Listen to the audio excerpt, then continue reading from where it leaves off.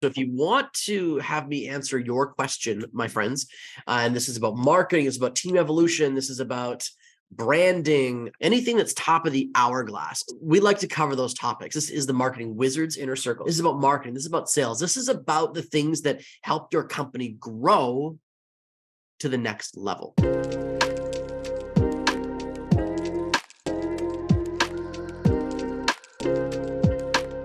It's really funny, you guys. I'm here live, and we're going to get in rock and roll with some questions. Welcome to the Marketing Wizards Inner Circle Friday live Q&A session. And I wonder if I could take a picture of this. Maybe I could show you guys. Okay, this is funny. Watch this.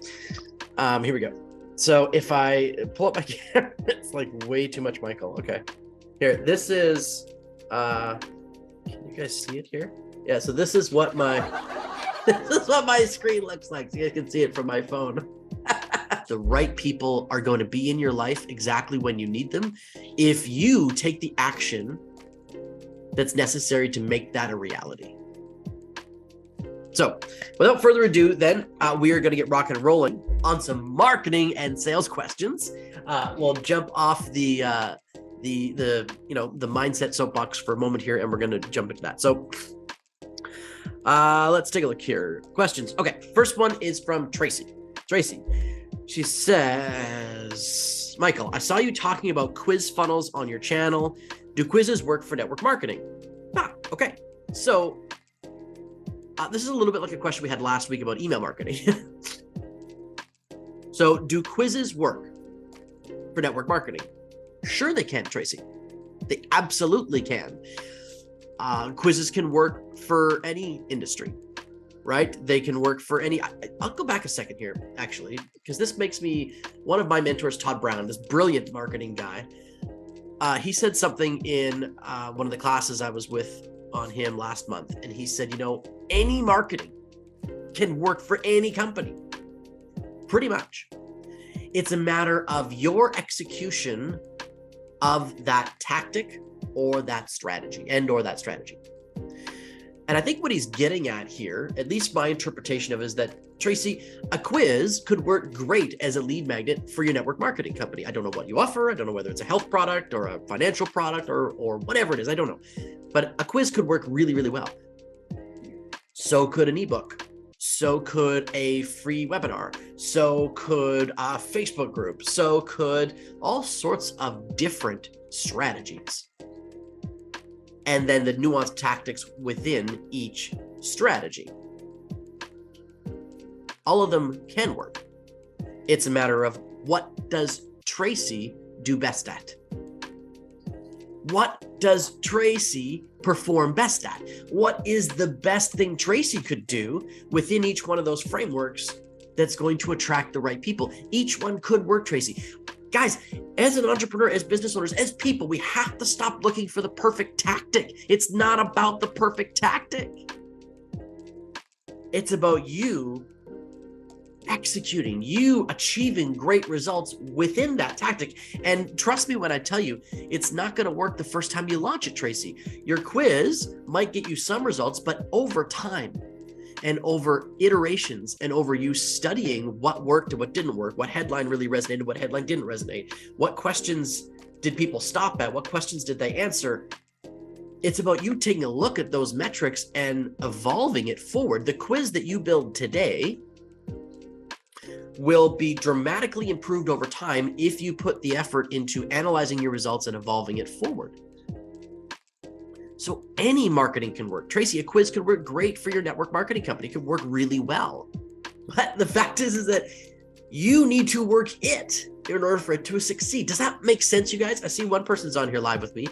Give me a thumbs up in the chat here if you're watching this and that makes sense to you. Give us a like for that, because I think we get wrapped up in looking for the newest trend and the newest tactic and the newest idea, and we get distracted really easily, especially as creatives, as entrepreneurs, because we're creatives, right? So we're distracted by these things. And we have to remember that great achievement and great success comes from diligent, persistent work towards something. And that means that if you want to have a great quiz for your company, then Tracy, you've got to build it and then massage it and then work it, and then evolve it, and retweak it, and then keep going. And here's the thing. You don't know right now what tactic is going to work best. And all the greatest marketers out there, myself included, as someone who's good at marketing, I can put tactics down and we can start to work on them for a company, and they may not work the way we expected them to. So you got to be willing to evolve and massage those things forward. Just recently, we're developing a YouTube channel for a client, and he's unhappy with the results. I'm unhappy with the results. The YouTube channel has not thrived the way we expected it to. So we have to look at this media asset that we've built and go, okay, we have this asset. Now, how do we make it work? How do we make it sing? What can we do with it to improve our results? Not scrap it. This tactic will not completely work at all, because any tactic could work. Now, over time, some will work better than others. I'm not going to pretend that that's not true. But the idea is that most of these can work really well. It's a matter of narrowing down your target market. It's a matter of speaking directly to the audience that you want to attract. It's about making clear and concise calls to action and speaking to people's real challenges and real pain points in their lives and what you actually solve. So within that sort of long-winded answer, Tracy, I hope it comes to light that, quizzes can work. We build quizzes inside our software, BAMO, for clients all the time. In fact, we're working with a client right now, Joy Ross, on this amazing quiz for her coaching company. But I just had a conversation with her about a part of the quiz that needs to evolve. And that the results that we're going to get aren't going to be as good if we don't switch this piece of it. And so now she's working to evolve that. We took our metrics, we studied the data, and we're going to improve it. So the long answer is what you just got. The short answer, Tracy, is that, yeah, it can totally work. And I think it would work like a bomb. Be amazing for your network marketing company. And you can, with a great quiz, you can identify not only the challenges that your product might solve, but even the challenges that your opportunity might solve for that person, all in one simple little quiz. Very possible. Very possible. And if you need any more help with it, just reach out to us. Now, I will say this. If you're building out a quiz, my friends, or if you're doing any type of lead generation like that, where you're gathering a little bit of information from the client, possibly in exchange for their phone number and their email address at the end to send them a specifically prescribed to their situation value training or workbook or worksheet or whatever, or something that you can give them, then you need to have a really fantastic CRM and automated system to grab those leads, capture them, put them in some sort of database that you can routinely reach out to. Because doing a quiz, Tracy, without the follow-up is just a waste of time and energy. And it is amazing how many of us get wrapped up in the tip end, right? Once again, going back to our hourglass here, so many people get wrapped up in the top part of this because marketers want to talk about your leads and how to get more leads, blah, blah, blah. But it's the nurturing sequence that goes all the way down to the sale opportunity. It's this nurturing that happens here that's going to lead you to better results. Attracting a whole bunch of leads and sticking them in the fridge, right? What do they say about like fish in the fridge, isn't it? You've got 2 or 3 days and then it's done do, right? So make sure you're nurturing those leads afterwards and you have a system to doing that. Okay. Tracy's question answered. Sorry, long-winded answer, my friends, but I hope that was helpful. I hope that gives you some insight. Mark says, I am thinking of starting my own coaching business. Okay, cool. But I'm worried about how to get clients. Okay. Mark, see Tracy's answer. Do a quiz. Right? Okay. So, Mark, if you're thinking about starting a coaching business, congratulations. That's awesome. Very proud of you. Good for you. Going out on your own is fantastic. I mean, entrepreneur has become the new word for superhero, right? They're kind of synonymous these days. So I love it. People are going after what they want. It's amazing. Now, if you're worried about how to get clients, then one of my key questions for you, Mark, that I ask all of my clients, and in fact, we did an episode on this for the YouTube channel, which was, it's in 2 parts. So part 1 is up right now. Part 2 is launching on the weekend. That is the top 10 questions that I ask all of our clients. So all the clients for time consulting, we ask them these particular questions. And one of those questions is, do you have an ideal client avatar? Put a slightly different way. Do you have a clear and crystal clear, concise idea as to who it is that you love to sell to? Because if you don't have that, Mark, then you're going to struggle launching your coaching company, because you're going to coach something vague. And although you might not feel it's vague and ambiguous, anybody else that's looking at it, they're comparing you to the 1,000 other coaches that they may hire. So you have to speak directly to that avatar. And there's really a couple of different elements that you need to consider when you're thinking about your avatar. So here they are really quick. A, I like avatars that are problem specific, right? So I want to be a productivity coach for salespeople. I want to be a productivity coach for salespeople in the automotive industry. I want to be a productivity coach for 45-year-old salespeople in the automotive industry in Western Canada. That's where I'm from. See how when we get narrow on that avatar, suddenly we go, okay, now I can think of some ideas. I could go to specific trade shows. I could talk to, there's certain very specific cities that I could do either ads for, or that I could be a part of the networking communities there. Like, we start to narrow it down really, really quick. I could run seminars in certain specific cities in Western Canada: Calgary, Vancouver, Edmonton, Regina, Saskatchewan, Red Deer, like some of these major cities, Kelowna. I could do seminars specific to the automotive sales industry for salespeople, and I could reach out to companies in those areas. I could wind up landing one big automotive conglomerate. They have a dozen different dealerships, and I can help them with productivity and results with their sales team. Like, see how we got really clear? And suddenly, if that's not saying that's what Mark's business is, I'm making a whole lot of leaps of faith here, Mark. But my point is, when you narrow down who your target market is and who you want to serve and what exact challenge you're going to overcome for them tightly, the marketing concepts that you could put in place, the strategies and the tactics within those strategies, they become really clear. They become far simpler. It's like we did with my client, Kelly. Kelly Blua is a real estate agent in my local area here who didn't initially want to serve or want to narrow down who she serves. She's like, I just want to sell more real estate, blah, blah, blah, right? And finally, over the course of a couple of conversations, it was revealed that Kelly really loves serving the senior community. She loves serving the 55 plus community. And she loved overcoming the challenges that they face in downsizing and a lot of their fears and the specific stuff that they run into. So we helped her target down her marketing, right? We put together this little lead magnet for her that's really great, making your next move easy, speaking to the exact pain points, right? A guide to downsizing in Langley for adults 50 plus. So there we go. And she's been routinely making inroads at all the seniors communities, all the senior centers, all of the assisted living and seniors living homes. And she's getting a tremendous amount of traction because she's serving a very specific client.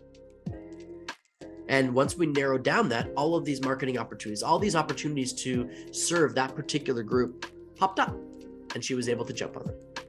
So narrowing down your market is really, really important.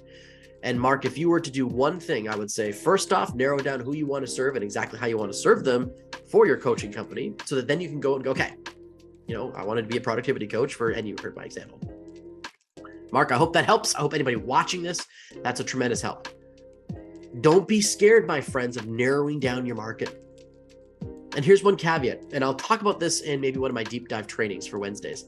There's a dramatic difference between going, okay, how do I want to put this? Let me think about this for a moment. You don't always have to market to that ideal client, but every campaign should have an ideal client you're marketing to. So for example, if we go back to what Mark was just saying, or what I was saying about Mark, I'm sorry. I'm trying to form this in my head. See, you guys, I do prepare for these things, which is then why I don't flub around sometimes like I am right now. Okay. So if we're talking about the productivity for salespeople thing, right?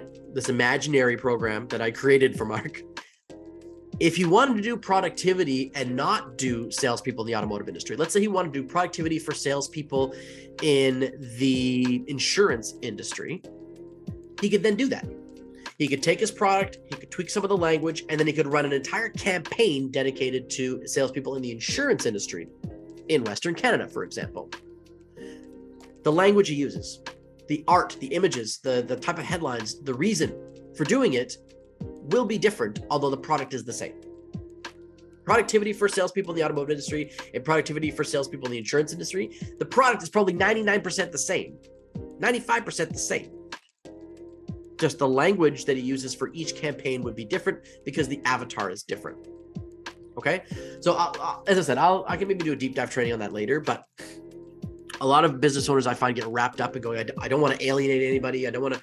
Look, if you speak to somebody really clearly and resonate with them, don't worry about alienating others, because you can always run a campaign for them at a different time.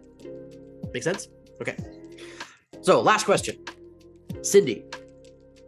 Oh, I can relate to this one, Cindy. Okay. She says, I'm struggling with consistent content creation because it doesn't seem to work.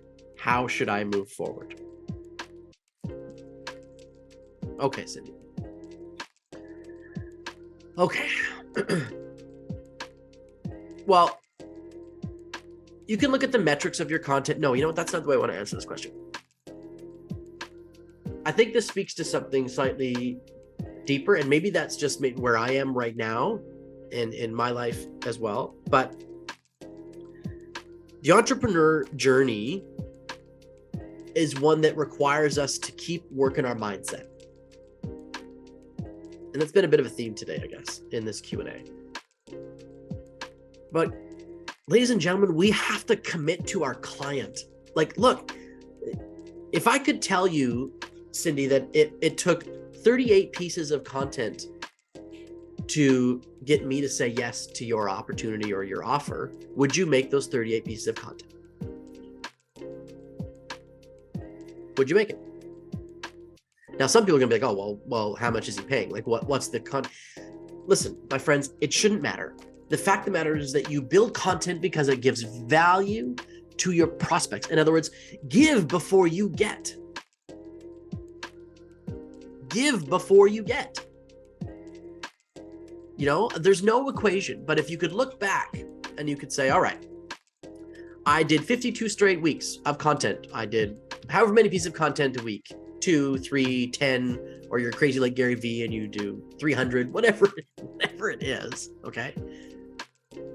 And you say, okay, 52 weeks later after doing this, you'll have a $500,000 revenue company.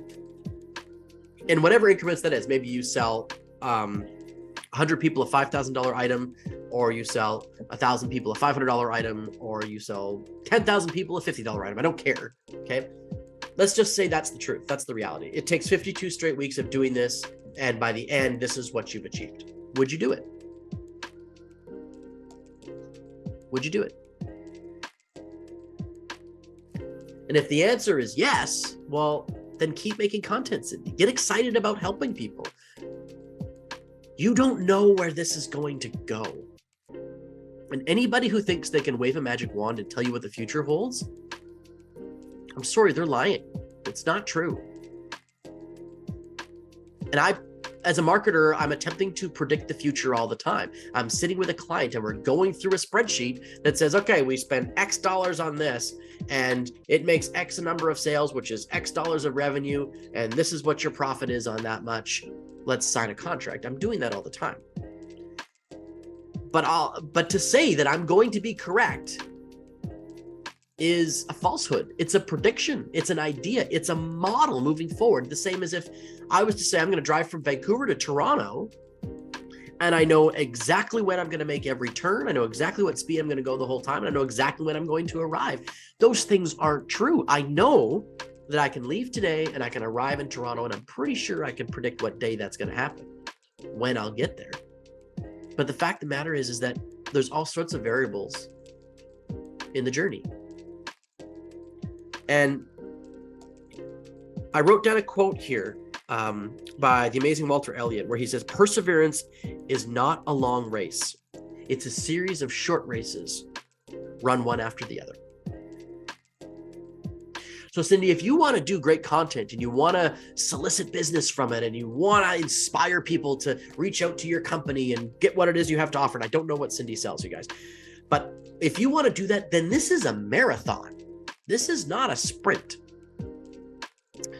And I ran marathons in my early 30s. Clearly by this, I don't run marathons right now. I wound up hurting myself, but I ran marathons. I have run 5 marathons in my life, and you don't run them thinking about the whole race. The first hour, you feel amazing. You're running, it's great. I'm on top of the world. I have run so many really good 10Ks at the front end of a marathon. It's amazing. And you're jogging and you're like, oh, sweet, 50 minutes. I am on pace. This is going to be incredible. 46 minutes for my first 10K. By the time you hit hour 2, your body is exhausted. There's very little energy left in your muscles unless you are a supremely trained athlete. You've pretty much emptied your supply of any type of glycogen. So what are you doing? Now it's a mental process. And I'm relating this to content creation because at the beginning, you're going to feel great, Cindy. You might do the first week, 2 weeks, 3 weeks, 3 months, 4 months, 5 months, 6 months, whatever it is. Your content is amazing. You love doing it. You get up and you feel like you're amazing. And you look back and you're like, holy shit, I'm still so far away from getting what I want out of this process. I think I should stop. So you're running a marathon. You're 2 hours. You're 30 minutes in. Those who have run a marathon know exactly what I'm talking about. And you get there and you're like, you know what? I can stop anytime now. Any step I could just fall over. That's fine for me. I'm exhausted. Everything hurts. Everything hurts.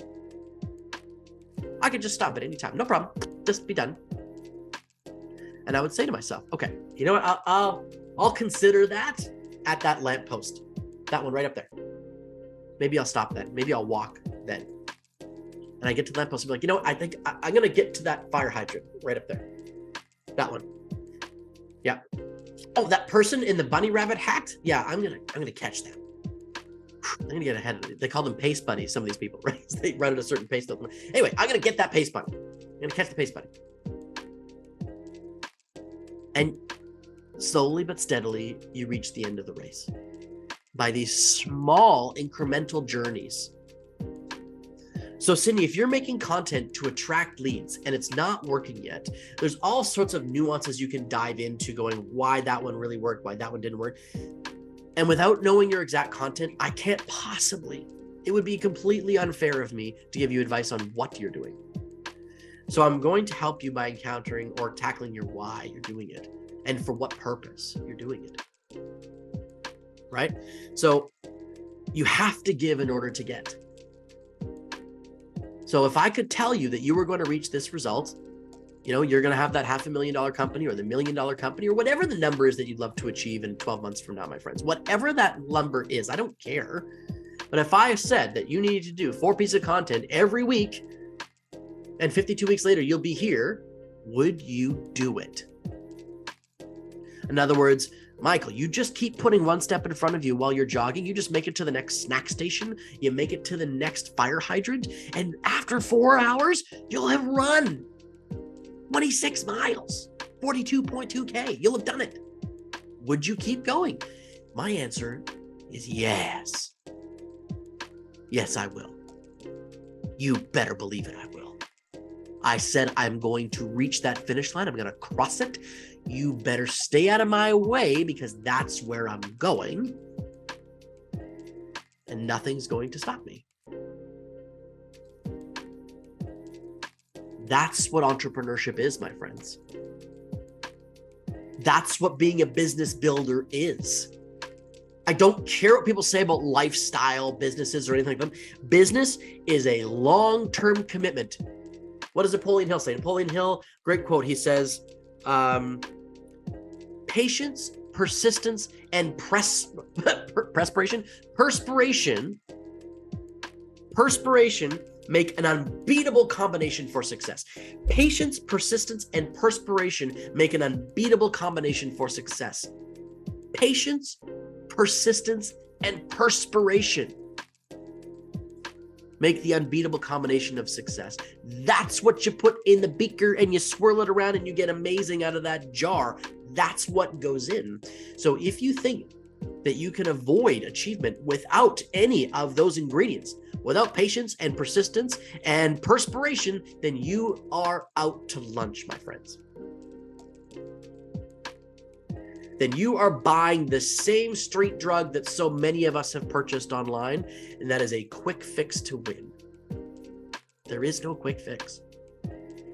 And if you get a meteoric rise to accomplishment and you don't sustain it with work ethic and determination and perseverance, then I'm afraid it will be also a meteoric fall. And you know, I'm studying at the Napoleon Hill Institute right now, and we talk about the fact that our belief system defines our reality. But there are fundamental laws of truth, and patience, persistence, and perspiration is one of those fundamental laws of truth. That you get what you give, and you don't get until you give. So this is I've answered a lot of questions in a long-winded way today. So Cindy, struggling with consistent content creation tells me that maybe you haven't exactly defined your ideal destination yet, and you're struggling to serve the clients in the best way possible because you're more concerned about the results you're getting today than the long-term effect that you have in the future. And if that's the case, then maybe this isn't the right seat for you. Maybe you're not everybody is built for entrepreneurship, you guys. Not everybody is built for this. The risks, the determination, not everyone is built for it. And I think, you know, we have to ask ourselves, is this what I'm meant for? Is this the direction that I should be going? Because, man, it is amazing. It is incredible. But it isn't always easy. And if you're looking for the always easy road, this isn't it. It's just not it. It's not it. So I hope you got great value out of this today. I hope this Q&A session was valuable. Tracy, Mark, and Cindy, thank you so much for your questions. Please submit questions to me for next Friday. You guys are going to jump on here again live 10 to 10:30 next Friday, answering your questions and serving you guys here to help you build amazing businesses. Our goal with Time Marketing Consulting, and of course with the Marketing Wizards Inner Circle group, is to help small businesses accomplish really big things. So please share the group with other people. If you think there's a business owner or an entrepreneur in your circle that we get great value out of this, then please have them check out the Facebook group here, Marketing Wizards Inner Circle. And I want to start leaving you with this quote from Napoleon Hill. He says, "General knowledge, no matter how great in quantity or variety it may be, is of little use in the accumulation of money or wealth. Knowledge will not attract money unless it is organized and intelligently directed through practical plans of action." Thank you, Mr. Napoleon Hill. Put a different way, what you learned and discovered today means nothing to you. Not a thing unless you put it into action.